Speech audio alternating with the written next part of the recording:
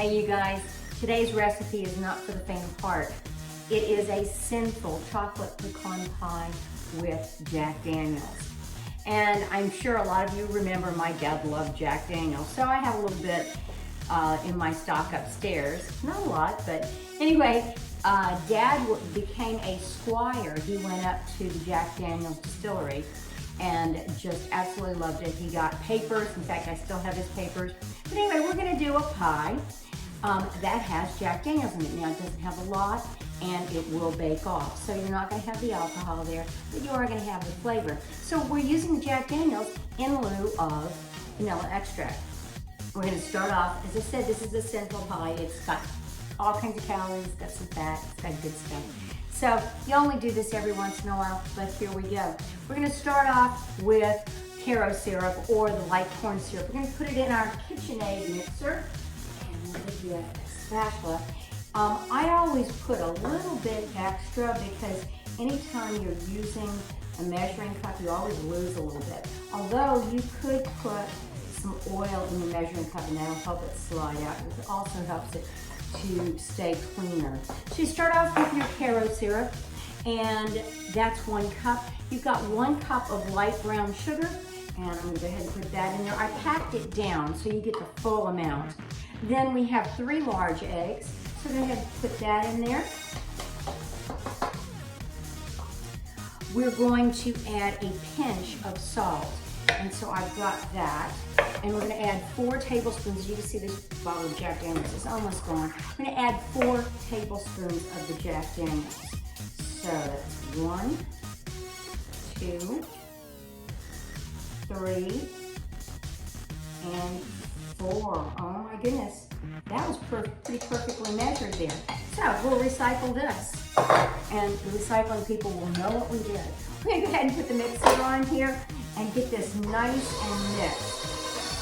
Now in the recipe on the food blog, you can whisk it. This is a lot faster to do it this way. So we're gonna do it this way. Right here, I've already got an unbaked pie crust. So I put it in a nice, deeper dish because you'll have a large pie with this. Now reserved over here, I have 1 cup of chocolate, and it's semi-sweet chocolate. I like the pecan chocolate, that's good. I also have 1 3/4 cups of pecans. Since I'm doing it in here, it says to have the pecans, some of the pecans whole, some of them chopped up. The mixer will take care of that for me, so I'll have a mix of it. And I also have 1/2 stick butter. Earlier, I turned on my stove, my oven rather, and I preheated it to 350 degrees Fahrenheit. Always make sure your temperature in your oven is calibrated. It's always good to have an oven thermometer in there, and that way you know, because if a recipe calls for a certain temperature and you're not at that temperature, it can be a problem. I'm going to stop the mixer here right now and make sure we don't have anything, don't have to worry about scraping down anything.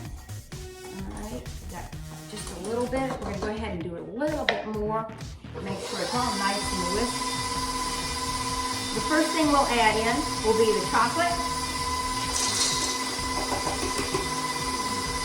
And then we'll slow the mixer down a bit. And then add in the pecan. And as I said, that rotary movement, that planetary movement that the KitchenAid mixer does will ensure that some of the pecans will be chopped up. So dollop there. And the last thing we'll add in will be the butter.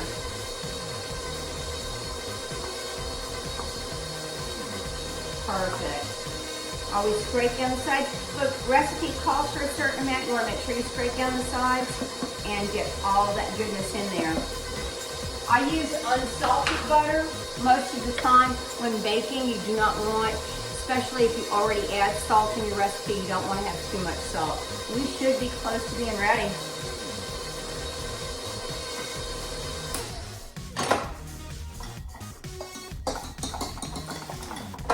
Okay, we'll take this off. And this is what it looks like. Can you see that? Now I'm going to go ahead and pour this into my pie shell.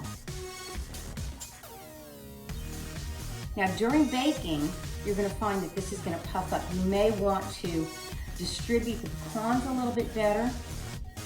And you notice I call them pecans instead of pecans. That's just how we do it down in New Orleans. Okay, so we've distributed that a little bit better. Now, here's, whoop, let me get a little more of this juice out. So that it will firm up, and you will find that you can try the wiggle test. I love Alton Brown yogurt. Oh, the wiggle test. So right now it's very wiggly. So what I'm gonna do, because I don't want, we're gonna bake it maybe 50 to 60 minutes. I don't want this edge to burn. So I'm going to put foil right around the edge, just like that. Perfect. I buy the foil, the strips that you can use for baked potatoes and everything. I know it's a little more expensive, but it does save in the long run because you can cut it up and use it as you like. Okay, put that on there. And a couple minutes before I finish the pie, so maybe 5 minutes before I finish the pie, I will take these off so that little edge can get browned. Okay, so there we go. It's ready to go. I'm gonna go ahead and put it in the oven. I will take some pictures after we finish so you can see what it looks like. Talk to you later.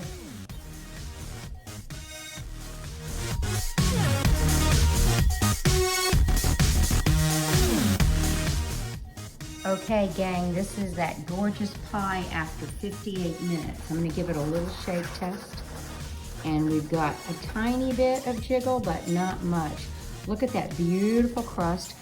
I baked it for 58 minutes. I took the foil off right at 50, so it had about 8 minutes to bake with the foil off. So anyway, that's how it looks. I'm really excited about tasting it. Ooh, there's a nice little pecan on the edge. Maybe we ought to give that a go. Anyway, that's what it looks like, and give it a try. Hope you enjoy.